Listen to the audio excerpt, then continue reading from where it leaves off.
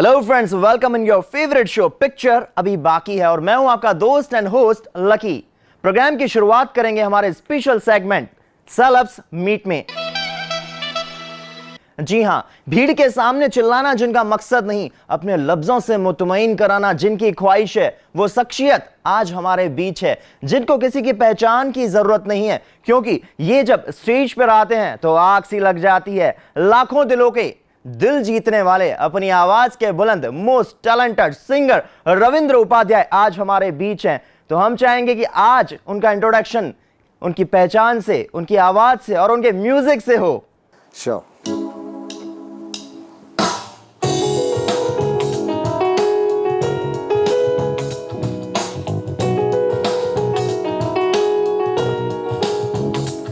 सब्र कर सब्र कर सब्र कर सब्र कर, देर है अंधेरी नहीं मौला के घर। सब्र कर सब्र कर सब्र कर सब्र कर, देर है अंधेरी नहीं मौला के घर। सब्र कर सब्र कर।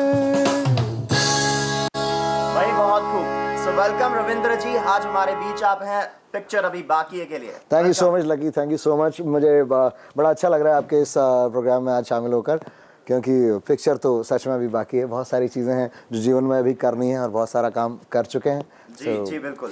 रविंद्र जी, जैसे कि आपकी आवाज को पूरी दुनिया जानती है, क्योंकि आप एक बेहतरीन सिंगर होने के साथ साथ म्यूजिशियन और साथ ही डायरेक्टर भी हैं, लेकिन हम चाहेंगे कि जब आप ये खिताब नहीं जीते, क्योंकि हमें पता है कि आप चैनल वी सुपर सिंगर के विनर रह चुके हैं, जब आपको ये खिताब नहीं मिला तो हम जानना चाहेंगे उसके पहले का सफर, जयपुर राजस्थान का सफर आपका कैसा रहा? सच में एक नॉर्मल इंसान का जैसे करियर होता है, उसी तरह से मेरा भी करियर शुरुआत वही अपना पढ़ाई लिखाई सारा कुछ करके मैंने यहीं से जयपुर से ही अपना ग्रेजुएशन किया। उसके बाद लॉ की पढ़ाई पूरी करी और उसके बाद मैंने एज एन एडवोकेट अपना करियर शुरू किया। तो मैंने कुछ 5 साल वकालत करी यहीं जयपुर में। जी जी जी। लेकिन म्यूज़िक जो है वो मेरा शुरू से ही, बचपन से ही पैशन, एक तरह से हॉबी नहीं कहूँगा, वो पैशन था मेरा। और इस वजह से मैं लगातार म्यूज़िक के टच में था। हालांकि मैंने फॉर्मल ट्रेनिंग, ऐसा लंबी ट्रेनिंग कहीं ली नहीं मैंने क्लासिकल म्यूज़िक के लिए, लेकिन फिर भी यहाँ पर क्योंकि जयपुर में ना बड़ा ही अच्छा माहौल है म्यूज़िक का, मैं लगातार टच में रहा और कुछ कॉम्पिटिशन्स में भी मैंने कई बार पार्टिसिपेट किया। दूरदर्शन, आकाशवाणी, ये सब पे मैं परफॉर्मेंसेस करता रहता था। लेकिन फाइनली 2005 में ये चैनल वी कॉन्टेस्ट हुआ, चैनल वी सुपर सिंगर।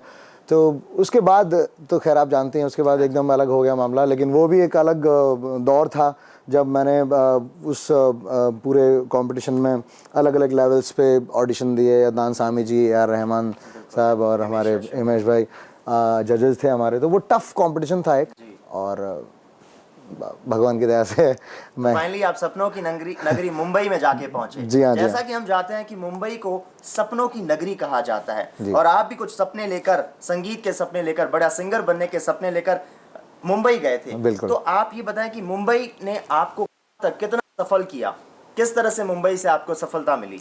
देखिए, शुरू में जैसा हर एक न्यू कमर के साथ होता है, मुझे भी थोड़ा अजीब लगता था, क्योंकि पहली बात तो शहर से मैं वाकिफ़ नहीं था बहुत ज़्यादा। और मुंबई फिल्म इंडस्ट्री मेनली अगर देखा जाए तो थोड़ा सा टफ है, बिकॉज़ वहाँ बहुत अच्छे अच्छे और टैलेंटेड आर्टिस्ट ऑलरेडी इस्टेब्लिश्ड हैं। तो एक न्यू कमर के लिए थोड़ा मुश्किल होता है अपने आप को प्रूव करना पहले, और फिर उसके बाद कुछ अच्छे चांसेस मिलना। क्योंकि इंडियन म्यूज़िक इंडस्ट्री की मैं बात करूँ तो आप भी इस बात पे मानेंगे, हाँ करेंगे, कि इंडियन म्यूज़िक इंडस्ट्री एक तरह से बॉलीवुड के आसपास ही घूमती है, बॉलीवुड म्यूज़िक को लेकर। कारण ये है कि हमारे यहाँ नॉन फिल्म म्यूज़िक का उतना बड़ा सीन नहीं है जितना वेस्टर्न कंट्रीज़ में है या भारत से बाहर है। उतना नॉन फिल्म म्यूज़िक को पता नहीं, कमर्शियली आई कैन से कि कमर्शियली उतना रिकॉग्निशन नहीं मिला है, या उतना पैसा उसमें नहीं है। तो बॉलीवुड इंडस्ट्री जो है वो आपको टेस्ट करती है, हमेशा टेस्ट करती है। तो उसमें बस सबसे अच्छी बात ये रही कि इस कॉन्टेस्ट के दौरान जब मैंने परफॉर्म किया तो मुझे अदनान सामी जी ने सुना, ए आर रहमान साहब ने सुना, हिमेश भाई ने सुना, and finally I got my first chance in Iqbal. आंखों में सपना सपनों में आशा, और वो गाना मेरे को हिमेश भाई ने दिया। तो वो बहुत ही जल्दी मिल गया था मुझे, विद इन 6 मंथ्स मेरे को पहला मेरा ब्रेक मिल गया था। सुभाष घई जी का प्रोडक्शन था, नागेश कुकनूर का डायरेक्शन, और बहुत ही फिल्म थी इकबाल, और उसमें ये वाला गाना, ब्यूटीफुल सॉन्ग। बिल्कुल, क्योंकि आप एक अच्छा उम्दा सिंगर तो हैं ही, और हमारे व्यूअर्स और आपके फैन भी चाहेंगे कि आपका गाना जरूर हो जाए। जरूर 2 लाइन्स ये आपके लिए। अच्छा। आँखों में सपना सपनों में आशा, आशा है जिंदगी, आशा है जिंदगी, हो आशा है जिंदगी। तो कहना चाहिए कि लगी जैसा सपना लेके मैं गया था, तो शुरुआत तो मुझे बहुत अच्छी मिली, और कहना चाहूँगा कि परिवार वालों का, मेरे फ्रेंड्स की, सबकी दुआएं जो थी मेरे साथ, वो सच में काम आई मेरे को। और ये पहला गाना मिलने के बाद हर साल मैंने, ऑलमोस्ट मुझे अब 10 साल होने को आ गए हैं मुंबई में, लगभग हर साल मैंने कोई ना कोई प्लेबैक दिया। तो यूं करके देखता हूँ तो करियर से, हालांकि देखिए सेटिस्फेक्शन का कोई लेवल नहीं होता, और स्काई इज़ द लिमिट। आप जितना ऊंचा सोचना चाहेंगे, जितना ऊंचा देखना चाहेंगे, आप जा सकते हैं, कर सकते हैं। तो बस कोशिश मेरी यही है कि मैं अपनी धरती से भी जुड़ा रहा हूँ, यानी राजस्थान से, जयपुर से, यहाँ के म्यूजिशियंस से यहाँ पे भी जुड़ा रहा हूँ, और साथ ही साथ मुंबई में भी अपने कदमों को आगे बढ़ाऊँ। वो कहते हैं ना, एक शेर है कि ज़्यादा अगर ऊंचाइयों पर उड़ते हैं, तो उस बात पर एक शेर भी था कि मिली हवाओं में उड़ने की वो सज़ा यारो, कि मैं ज़मीन के रिश्तों से कट गया यारो।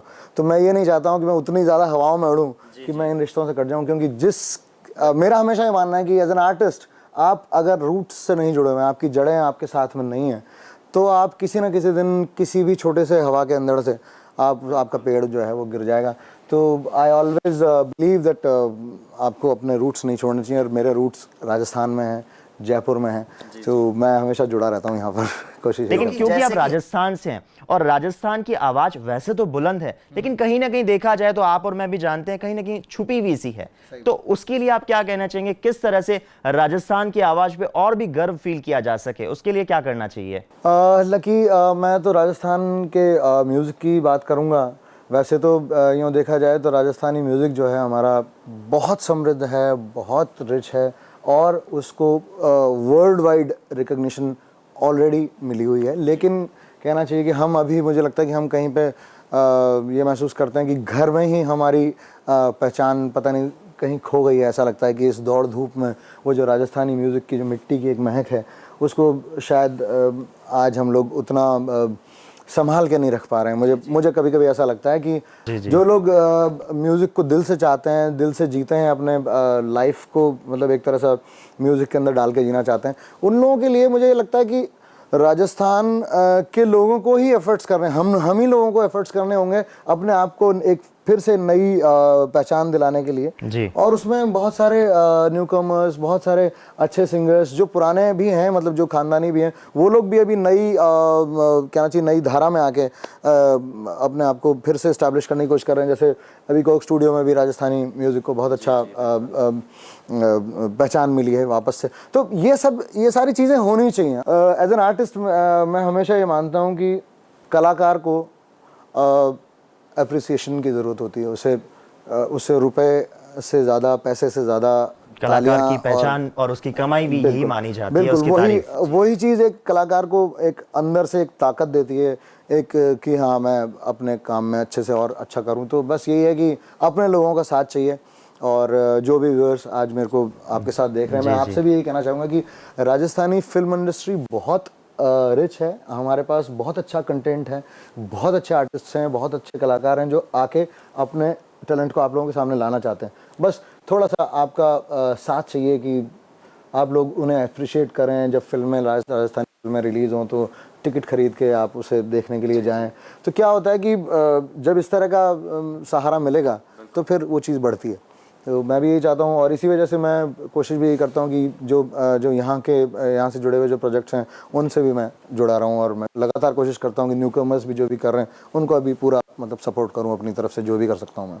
तो वाकई में इन्होंने बहुत अच्छी बात कही कि मिटा दीजिए अपनी हस्ती को अगर बनना चाहते हैं कुछ खास, क्योंकि दाना खाक में ही तो मिलकर गुले गुलजार होता है। बहुत खूब अच्छी बातें इन्होंने हमें बताई है। क्योंकि रविंदर जी, आप हमारे म्यूजिक कंसल्ट के बीच में आए, हमारा प्रोग्राम भी बहुत अच्छा है, तड़का सा लग रहा है, तो हम चाहेंगे कि आप भी कुछ म्यूजिक के सुरमई आवाज तो बताई दीजिए। यहाँ पे लकी मैं चाहूँगा कि मैं वही बात करूँ जो राजस्थान के म्यूजिक की हम लोग बात कर रहे थे। बहुत समृद्ध म्यूजिक है और ये लाइंस जब हम जब भी सुनते हैं तो सिर्फ राजस्थान की याद आती है। जी जी।